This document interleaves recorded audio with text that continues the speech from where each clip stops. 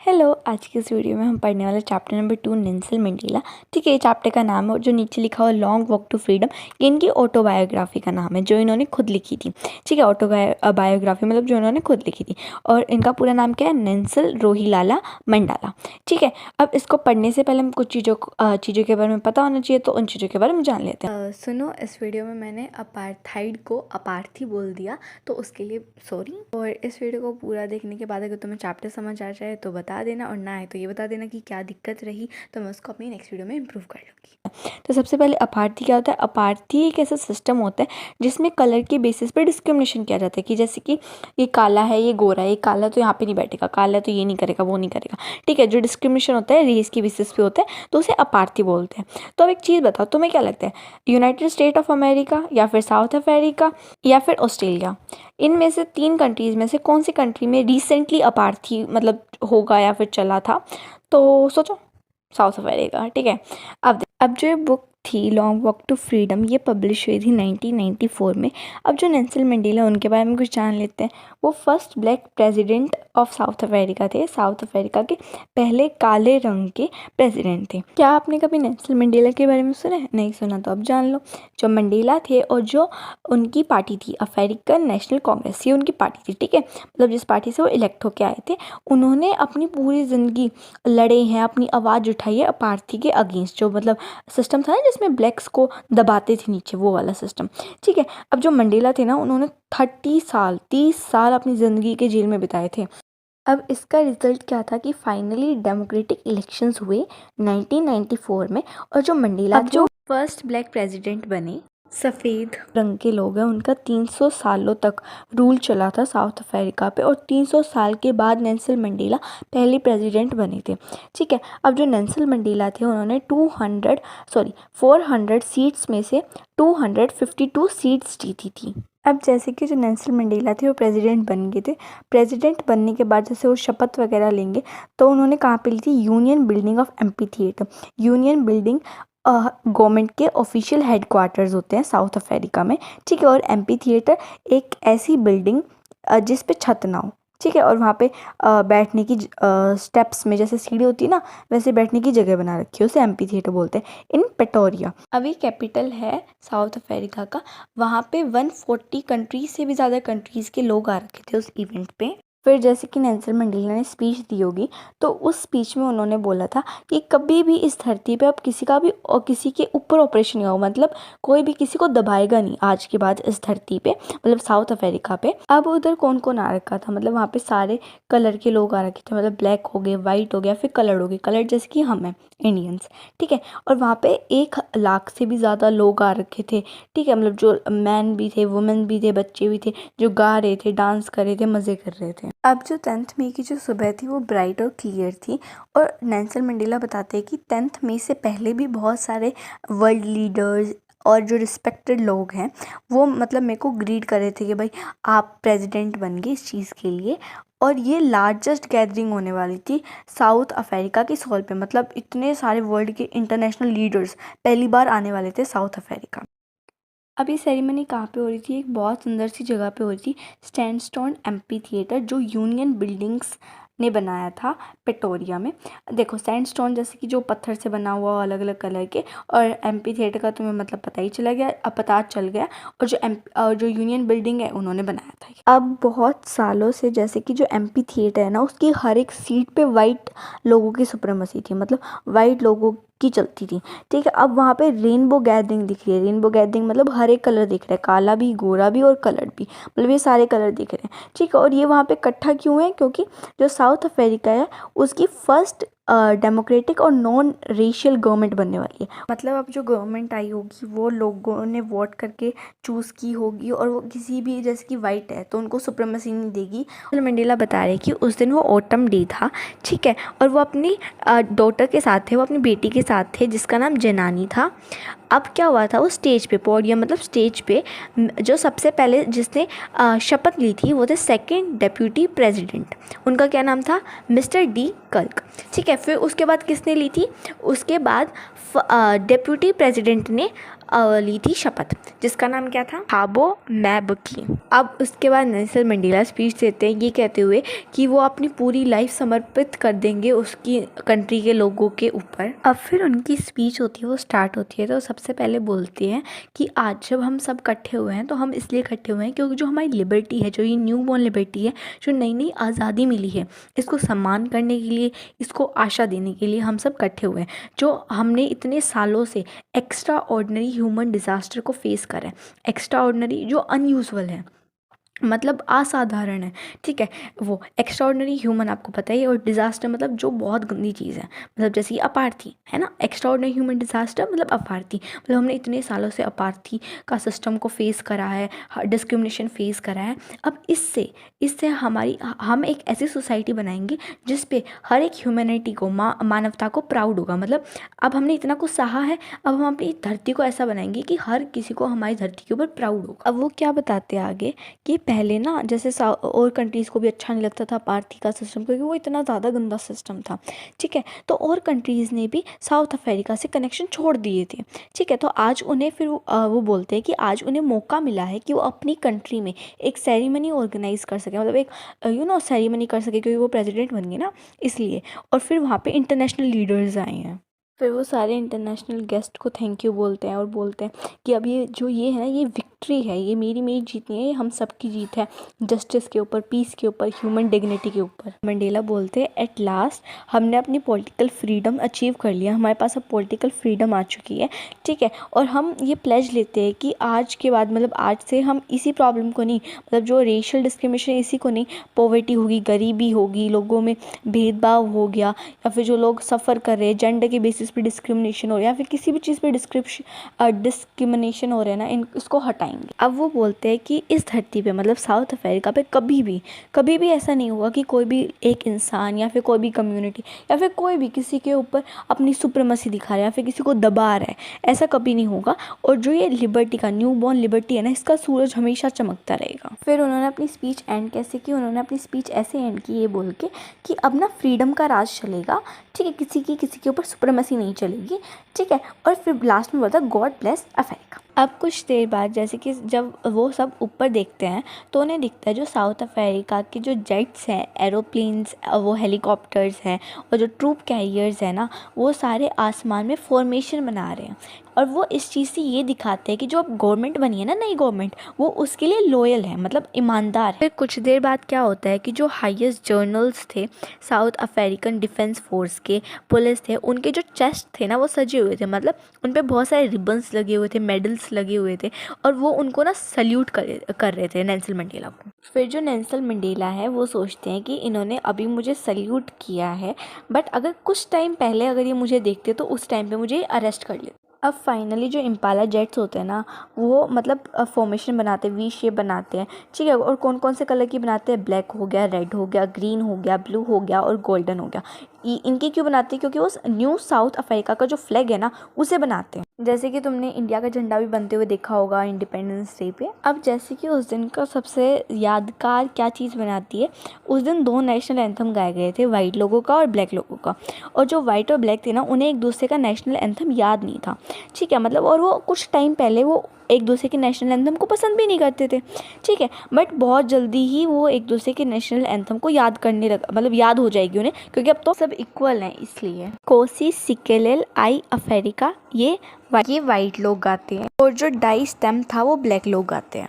अब इनॉग्रेशन वाले दिन क्या होता है कि जो नेल्सन मंडेला होते हैं ना, वो बहुत खुश हो जाते हैं, क्योंकि तब वो अपनी हिस्ट्री के बारे में सोचते हैं कि कैसे क्या हुआ था, कैसे अपार्थी आई थी। अब जो 20th सेंचुरी थी उसके पहले 10 साल थे ना, उसमें एंग्लो बॉयर वॉर हुआ था।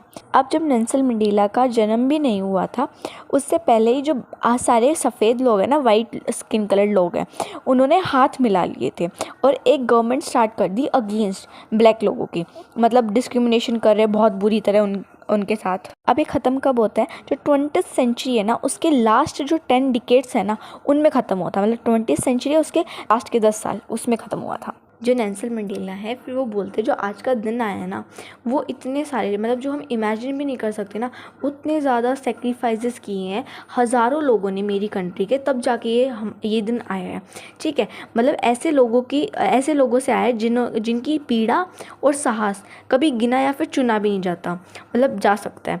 ठीक है, मतलब ना ही हम उसको काउंट कर सकते हैं उन्होंने कितनी ज़्यादा सफरिंग करी थी, कितने ज़्यादा सफ़र करे थे वो, और उन्होंने कितना करेज दिखाया था, ना उसको हम उसको काउंट कर सकते हैं, ना ही हम उन्हें रीपे कर सकते हैं। अब जो नेल्सन मंडेला है वो उस दिन इस चीज़ को फील भी कर सकते थे, और वो बहुत दिनों भी सोचते थे इस चीज़ के बारे में कि वो ना जो उनसे पहले जो देशभक्त हैं जो जेल गए थे उन सब का सम है। ठीक है, अब फिर वो बाद में बोलते हैं कि जो ये लाइन है, ये लंबी लाइन और जो ये महानता की जो नोबल लाइन है, मतलब वो ख़त्म हो गई थी। ख़त्म कैसे हो गई थी कि जो ये लोग थे जब ये इनकी डेथ वगैरह हो गई थी, जब ये मर गए थे, तो जो लोगों को सपोर्ट करने के लिए कोई नहीं था इनजस्टिस से, तो वो ख़त्म हो गई थी लाइन।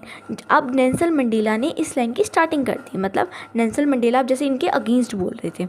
ठीक, अब जो नेल्सन मंडेला है वो बहुत बुरा फील कर रहे थे कि जितने भी लोगों ने स्ट्रगल किया है वो उन लोगों को थैंक यू नहीं बोल पाए।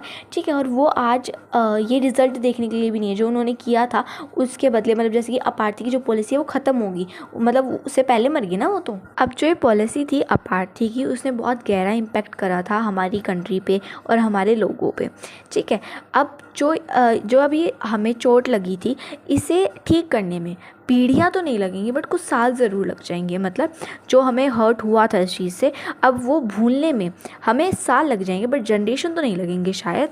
ठीक है, इतने सालों से जो हमारे ऊपर ऑपरेशन हो रहा था और हमें इतनी गंदी तरीके से ट्रीट कर रहे थे कि मतलब एक के ऊपर एक का राज चल रहा, इस वजह से ओलिवर टैम्बो या Walter Sisulu, chief Luthuli, Yusuf Dadoo, Bram Fischer, Robert Sobukwe जैसे लोग प्रोड्यूस हुए। अभी जिन के नाम लिए ना, इन जैसे लोग ना कभी भी पैदा नहीं होते इस धरती पे तब तक वो इतना गहरा ऑपरेशन ना सहन करते।